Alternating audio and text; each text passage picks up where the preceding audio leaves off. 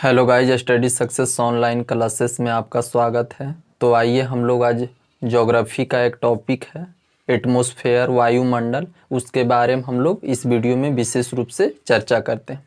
तो आइए हम लोग समझते हैं एटमॉस्फेयर, वायुमंडल क्या है, वायुमंडल में कितने परतें हैं, वायुमंडल का जो निर्माण हुआ है, कौन कौन गैसें इसमें पाई जाती है, कौन कौन गैसें मिल करके वायुमंडल का निर्माण किया है, एटमॉस्फेयर क्या है। तो आइए हम लोग इस पे विशेष रूप से चर्चा करते हैं। तो आज का वीडियो में हम लोग देखते हैं वायुमंडल, एटमॉस्फेयर क्या है। तो हम लोग पहला नंबर समझते हैं एटमॉस्फेयर, वायुमंडल क्या है। तो पृथ्वी पे वायु के पतली आवरण को, यानी हम इस तरह से बोल सकते हैं साधारण भाषा में कि पृथ्वी पे वायु के पतली आवरण से घिरी हुई क्षेत्र को हम लोग वायुमंडल कहते हैं। मतलब हम लोग समझते हैं कि ये क्या है, तो अर्थ है, ये अर्थ है। अब अर्थ के यानी पृथ्वी के चारों ओर घिरी हुई वह क्षेत्र, यानी वायु का वह क्षेत्र, वायुमंडल का वह क्षेत्र, यानी पृथ्वी के चारों ओर घिरी हुई वायुमंडल का वह पतली आवरण जिससे इसकी चारों ओर पृथ्वी पे वायुमंडल से, हवाओं से घिरा हुआ है, यह क्या है, तो यह पतली आवरण है। यह पतली आवरण है। तो वायुमंडल का यह पतली आवरण है जो पृथ्वी के चारों ओर घिरा हुआ है। अब हम लोग देखते हैं यह पतली आवरण जो एटमॉस्फेयर का है, इसमें कौन कौन से गैसें पाए जाते हैं। तो हम लोग समझते हैं इसमें जो है नाइट्रोजन की मात्रा कितनी पाई जाती है, तो 78% नाइट्रोजन की मात्रा पाई जाती है। तो क्वेश्चन में इस प्रकार से पूछे जाते हैं कि हमारे वायुमंडल में सर्वाधिक मात्रा में कौन सी गैसें पाई जाती हैं। तो एक क्वेश्चन यहाँ से क्या बनता है, वायुमंडल में अधिक मात्रा में गैसें कौन सी गैसें अधिक मात्रा में पाई जाती है। तो हम लोग बोल सकते हैं नाइट्रोजन, जिसकी मात्रा 78% है। अब हम लोग देखते हैं ऑक्सीजन का मात्रा कितना है। ऑक्सीजन का मात्रा तो 21% है, यानी ऑक्सीजन सेकेंड नंबर पे क्या है, इसमें कंपाउंड मिला हुआ वायुमंडल में, तो ऑक्सीजन जिसकी मात्रा 21% है। अब हम लोग देखते हैं क्या है, अब देखते हैं कार्बन डाइऑक्साइड, तो 0.3% जो कार्बन डाइऑक्साइड की मात्रा है जो हमारे एटमॉस्फेयर में पाए जाते हैं। तो एक बार फिर से हम लोग देखते हैं वायुमंडल में सर्वाधिक मात्रा में कौन सी गैसें पाई जाती हैं, तो नाइट्रोजन जिसकी मात्रा 78% है। ऑक्सीजन की कितनी मात्रा पाई जाती है, 21%। कार्बन डाइऑक्साइड कितनी पाई जाती हैं, 0.3%।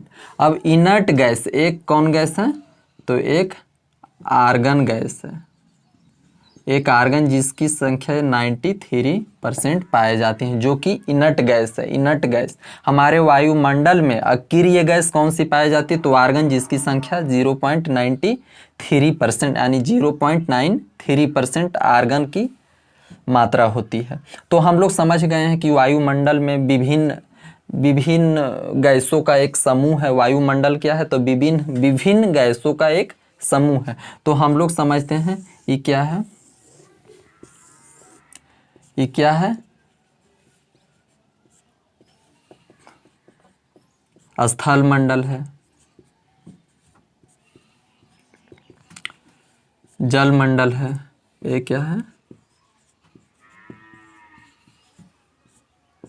वायुमंडल है। अब इस जो ये बीच वाले भाग है, ये क्या है, इसका निर्माण, इसको हम लोग जयमंडल बोलेंगे, जो हम लोग का जीवन निहित है। यानी स्थल मंडल, जल मंडल, वायुमंडल के जो मिश्रित कंपाउंड, यानी इस बीच का जो भाग है उसको ये निर्मित हुआ है, इसको जयमंडल, जो स्थल जल वायु से मिल करके हमारा जो जीवन का निर्माण हुआ है, ये तीनों चीज़ें से हुई है। और इसका बीच वाला क्षेत्र जयमंडल कहलाता है, जो यहाँ पे जीवन मेरा निहित है, हम लोगों का जीवन निहित है।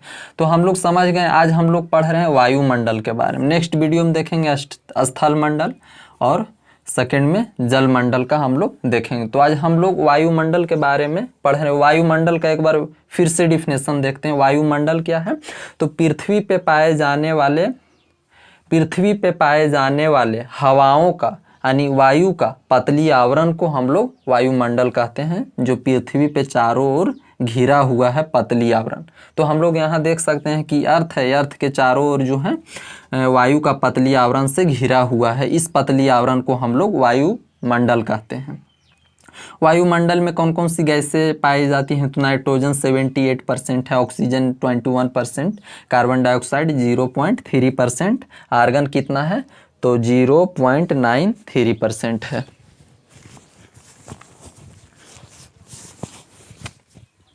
अब हम लोग देखते हैं वायुमंडल का जो ऊपरी परत का अध्ययन है, वायुमंडल के ऊपरी परत के अध्ययन को हम लोग क्या बोलते हैं? तो एरोलॉजी बोलते हैं। वायुमंडल के ऊपरी परत का अध्ययन को हम लोग एरोलॉजी बोलते हैं और निचली परत का अध्ययन को हम लोग मेट्रोलॉजी बोलते हैं। तो एग्जामों में पूछा जाता है वायुमंडल के ऊपरी परत के अध्ययन को हम लोग क्या कहते हैं? तो एरोलॉजी बोलते हैं। और वायुमंडल के निचली परत का अध्ययन को हम लोग क्या बोलते हैं? तो मेट्रोलॉजी बोलते हैं। तो हम लोग समझ गए हैं वायुमंडल क्या है, वायुमंडल कितने गैसों का समूह है, इसमें कौन कौन से गैस सर्वाधिक मात्रा में पाई जाती हैं, कौन से इनर्ट गैस। तो हम लोग एटमॉस्फेयर के बारे में समझ गए। अब समझते हैं वायुमंडल को जो है से विभिन्न इसका प्रॉपर्टी के अनुसार 5 परतों में डिवाइड किया गया है। तो फर्स्ट है क्षोभ मंडल, मतलब ट्रोपोस्फेयर है, और सेकेंड में है समताप मंडल, थर्ड में मध्य मंडल, आयन मंडल है, बाह्य मंडल एक्सोस्फेयर, आयनोस्फेयर। तो हम लोग इन विभिन्न परतों को हम लोग बारीकी से देखते हैं। तो हम लोग समझ गए हैं वायुमंडल क्या है, वायुमंडल में कौन सी गैसें सर्वाधिक मात्रा में पाई जाती हैं। अब हम लोग देखिए, हम लोग चर्चा करते हैं। ये क्या है, यानी ये क्या है? तो अर्थ है। अब हम लोग समझते हैं। अब यहाँ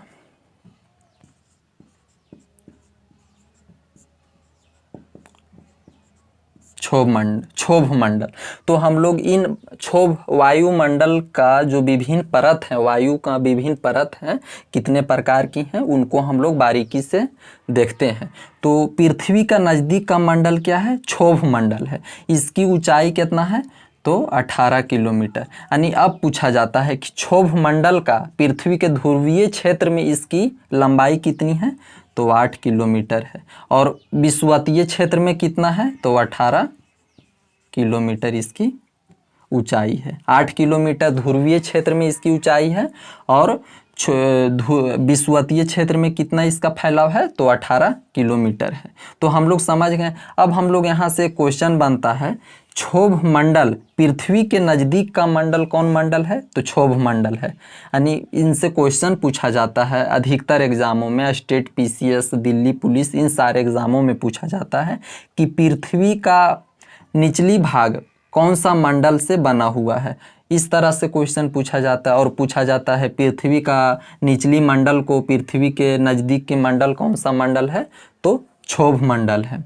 तो उसको हम लोग देखते हैं। अब इसकी फैलाव कितना है पृथ्वी से? तो 18 किलोमीटर इसका क्षोभ मंडल का फैलाव है। यहाँ से क्वेश्चन पूछा जाता है, ग्रीष्म यानी गर्मी के दिनों में क्षोभ मंडल का जो फैलाव होता है अत्यधिक हो जाता है। गर्मी में इसका फैलाव जो है बढ़ जाता है, इसकी ऊंचाई बढ़ जाती है। अब किस कारण से बढ़ती है? तो हम लोग समझते हैं कि कार्बन डाइऑक्साइड एक गैस है जिसकी मात्रा 0.3% पाई जाती है। कार्बन डाइऑक्साइड की मात्रा भारी होने के कारण पृथ्वी के निचली परत में, क्षोभ मंडल में ये परत रहती है। अब क्या होता है, सूर्य के लाइट पड़ने के कारण हम समझते हैं कि गर्मी के कारण जब एटमॉस्फेयर पे, वायु पे जब सूर्य का प्रकाश जो है उसका किरणें पड़ती है तो गर्मी के कारण में वायु का कण जो है से फैल जाते हैं गर्मी के दिनों में, इसलिए इसका फैलाव अधिक हो जाती है गर्मी के दिनों में। तो इसलिए बोला जाता है कि क्षोभ मंडल का परत जो है गर्मी के दिनों में बढ़ जाती है।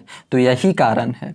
अब समझते हैं कि क्षोभ मंडल का फैलाव जो है ठंडे के दिनों में कम जाती है। तो इसलिए कम जाती है कि सूर्य की किरणें जो इस पे पड़ती है बहुत कम मात्रा में पड़ती है और इस पे जो है इसका फैलाव कम जाती है, सिकुड़ जाती है ठंडा के दिनों में। तो हम लोग समझ गए क्षोभ मंडल क्या है, इसका फैलाव कितना है। अब इनसे क्वेश्चन पूछा जाता है कि जितनी मौसमी घटनाएं हमारे पृथ्वी पे, जितनी मौसमी घटनाएं देखने के लिए मिलती है, जैसे में बिजली का चमकना, बादल को कड़कना, ये सब जितनी घटनाएं होती हैं, आंधी आना, तूफान आना, वो सब निर्माण क्षोभ मंडल में ही होता है। तो इनसे क्वेश्चन पूछा जाता है कि मौसमी घटनाएं, ये जो प्रक्रिया होती है वायुमंडल के किन परतों में देखी जाती है। तो हम लोग आसानी से समझ चुके हैं कि बिजली का चमकना, आंधी आना, तूफान आना, बरसात आना, ये सब घटनाएं क्षोभ मंडल में देखी जाती है।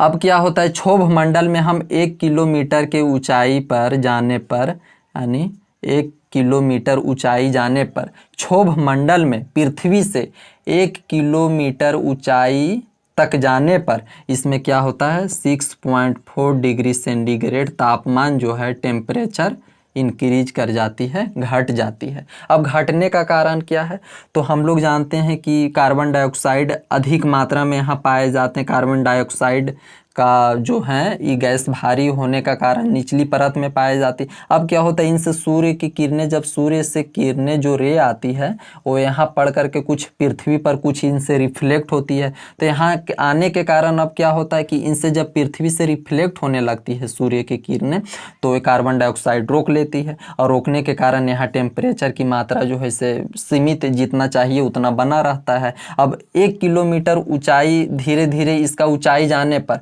कार्बन डाइऑक्साइड की मात्रा कमी होता है, और कमी होने के कारण इसका जो प्रकाश है उसको कम रोक पाता है, रोकने में कम सक्षम होता है। इसलिए धीरे धीरे ऊंचाई बढ़ने पर इसका टेम्परेचर जो है वो कमता है। तो हम लोग समझ गए हैं क्षोभ मंडल क्या है, क्षोभ मंडल के बारे में, मौसमी घटनाएं कहाँ देखने के लिए मिलती हैं, ये सब हम लोग समझ गए हैं। क्षोभ मंडल, पृथ्वी के निचली मंडल को हम लोग क्या बोलते हैं, क्षोभ मंडल।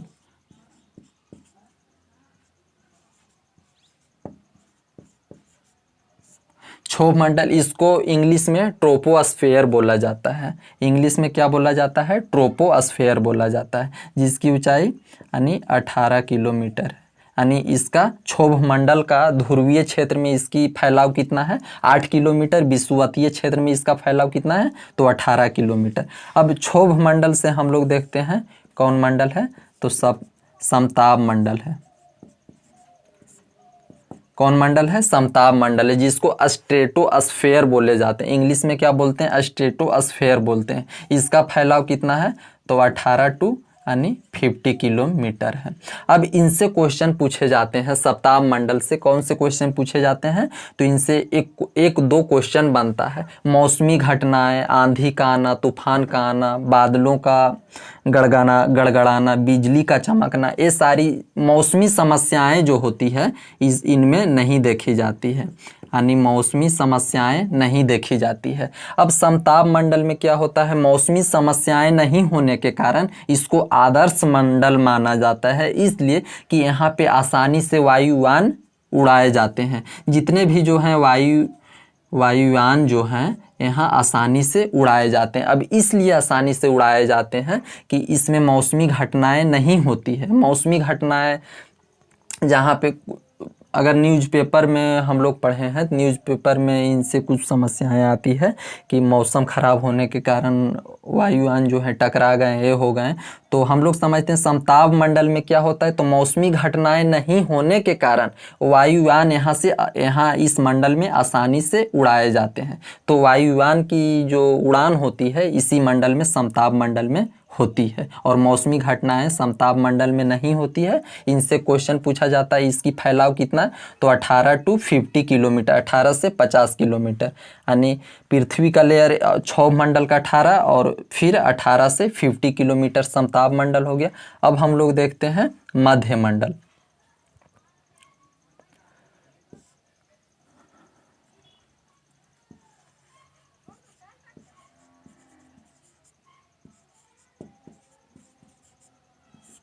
अब हम लोग देखते हैं मध्यमंडल मेसोस्फेयर।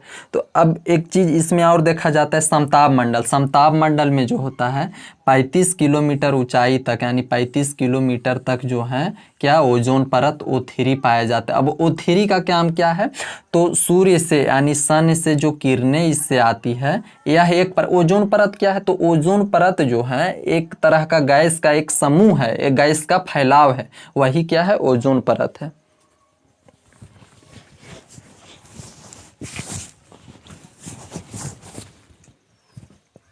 ओजोन परत क्या है, तो गैस का, विभिन्न गैसों का यह गैस का फैलाव है जो अल्ट्रा यानी सूर्य से जो खतरनाक किरणें आती है, अल्ट्रावायलेट रे, परावैंगनिक किरणें जो आती है उसको क्या करते हैं ओजोन परत, तो रिफ्लेक्ट कर देती है। अगर ओजोन परत समताप मंडल में नहीं पाए जाते तो इनसे अल्ट्रावायलेट रे, परावैंगनिक किरणें जो आती वो डायरेक्ट हमारे पृथ्वी पे आती और पृथ्वी पे आने से क्या समस्या पैदा करती, तो हमारे ह्यूमन लाइफ पे और ह्यूमन मनुष्य और जंतु ये सब पे जो है कैंसर का एक कारण बनता। मुख्य वजह कैंसर का क्या होता, तो अल्ट्रावायलेट रे यानी परावैंगनिक किरणें जो हैं वो डायरेक्ट पृथ्वी पे आती और मानव जीवन के लिए खतरा का प्रतीक बनता।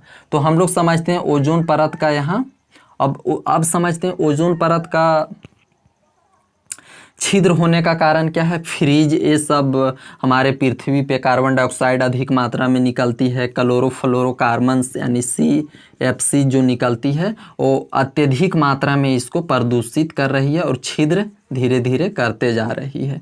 तो यानी इसको बचाव के लिए हमें क्लोरोफ्लोरोकार्बन जो गैस का हम लोग अत्यधिक मात्रा में इसका उत्सर्जन करते हैं, कार्बन डाइऑक्साइड का उत्सर्जन करते हैं, तो इन पे हम लोग का प्रतिबंध लगाना होगा, तभी इसका जो है छिद्र होने से बच सकता है। तो हम लोग समझ गए हैं कि समताप मंडल में ओजोन परत की मात्रा यानी 35 किलोमीटर तक इसका फैलाव है समताप मंडल में।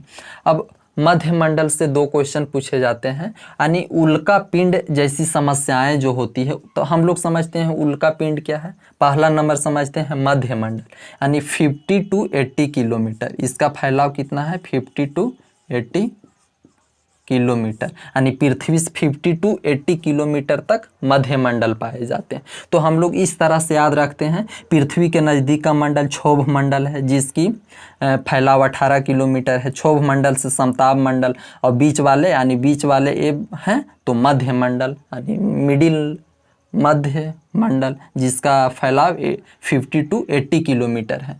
यानी उल्का पिंडे जैसी जो समस्याएं होती है, मतलब क्या हो, उल्का क्या है, उल्का पिंड क्या है, तो सूर्य ग्रह ये सब के चारों ओर पत्थर के छोटे छोटे टुकड़ों जो लगातार घूर्णन कर रही है, और एक समय ऐसा आता है कि सूर्य का ग्रेविटेशनल फोर्स को पार करके और पृथ्वी पे आने लगते, तो वही मध्य मंडल जो उल्का पिंडे की समस्याएं होती है, जो गिरती है उसका लगड़ होता है, तो यही मध्य मंडल में इसकी समस्याएं देखने को मिलता है हम लोग को अधिकतर। मध्य मंडल से क्वेश्चन यही पूछे जाते। अब हम लोग देखते हैं आयन मंडल। आयन मंडल क्या है,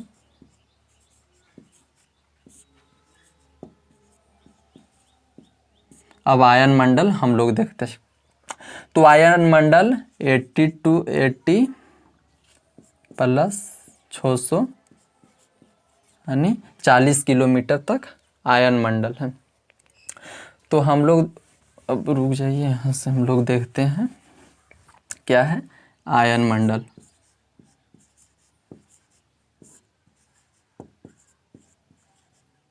आयन मंडल 80 to 640 किलोमीटर, इसका फैलाव कितना है, कितनी दूरी पे इसका परत है 82 यानी 80 से 640 किलोमीटर। तो हम लोग देखते हैं क्षोभ मंडल, यानी पृथ्वी के नज़दीक का मंडल क्षोभ मंडल, ट्रोपोस्फीयर है जो 18 किलोमीटर तक है। समताप मंडल 18 to 50 kilometre, Madhya Mandal 50 to 80 है, आयन मंडल 80 to 640 किलोमीटर तक है। अब क्या होता है आयन मंडल में, इसमें एक प्रॉपर्टी, यहाँ का जो एटमॉस्फेयर है वहाँ का अपने आप में एक गुण पाया जाता है, आयोनिक गुण पाया जाता है, आयोनिक पावर पाया जाता है, जो क्या होता है हमारे पृथ्वी पे जितना भी रेडियो एक्टिव तरंगे को छोड़ा जाता है तो इसका वायु से जो है धीरे पृथ्वी पे रिफ्लेक्ट हो जाता है। इसलिए हमारे जो संचार है सब का प्रोसेस जो होता है आयन मंडल का ही समस्या है। इसमें आयोनिक प्रॉपर्टी पाए जाते हैं, जो हमारे पृथ्वी पे जितने भी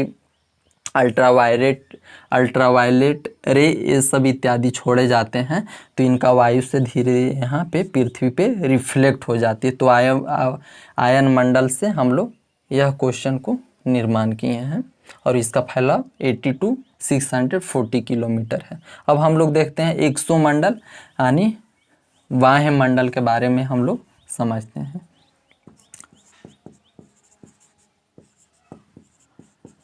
बाह्य मंडल इसका जो है यानी 640 किलोमीटर से, अब कितना दूरी है इसको फिक्स नहीं किया गया है। 6 यानी 640 किलोमीटर से अधिकतर दूरी, अब जितना भी दूरी हो उसको फिक्स नहीं किया गया है, तो हम लोग सिर्फ अप्रॉक्स मानते हैं 640 किलोमीटर तक इसका बाह्य मंडल का फैलाव, यानी 640 किलोमीटर से अधिक भी हो सकता है। तो अब बाह्य मंडल से कौन से क्वेश्चन पूछे जाते हैं, तो जितने भी संचार, जितने भी उपग्रह, आर्टिफिशियल उपग्रह ये सब जो छोड़े जाते हैं वो वहीं बाह्य मंडल में ही छोड़े जाते हैं। तो हम लोग समझ गए हैं, आसानी से समझ गए हैं। इनसे आने वाले क्वेश्चन को हम लोग देख लिए, हम लोग समझे हैं वायुमंडल क्या है, एटमॉस्फेयर क्या है, एटमॉस्फेयर को कितनी परतों में बांटी गई है,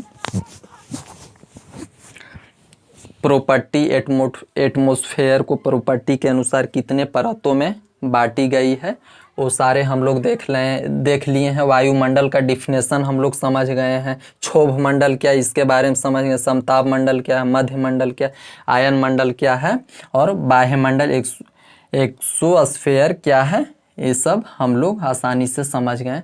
तो इनसे अधिकतर एग्ज़ामों में 1-2 क्वेश्चन पूछे जाते हैं। State PCS, Delhi police, railway, group D, इन सारे एग्ज़ामों में इनसे 1-2 क्वेश्चन रहते ही हैं। तो मेरा मकसद था, अधिक क्वेश्चन पूछे जाने का कारण वीडियो बनाने का मकसद था, अधिक क्वेश्चन इसमें इनसे पूछे जा रहा। तो आज यहीं तक। नेक्स्ट वीडियो में हम लोग जल मंडल के बारे में बताएंगे। जल मंडल, हमारे पृथ्वी पे कितनी मात्रा में जल है, जल मंडल का निर्माण कैसे हुआ, तो उसके बारे में हम लोग नेक्स्ट वीडियो में बताएंगे।